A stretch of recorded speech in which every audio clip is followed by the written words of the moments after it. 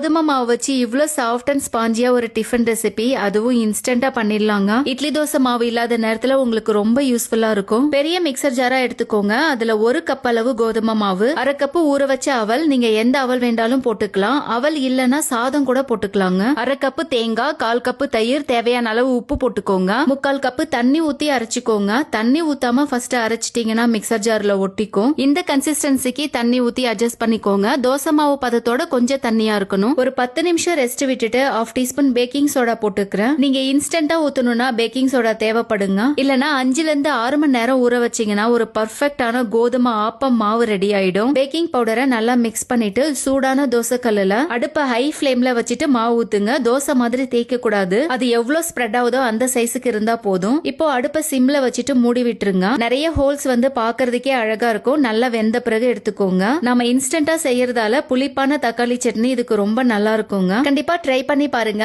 RK recipes Pavul சேனலை support பண்ணுங்க. Video பிடிச்சிருந்தா லைக் பண்ணுங்க.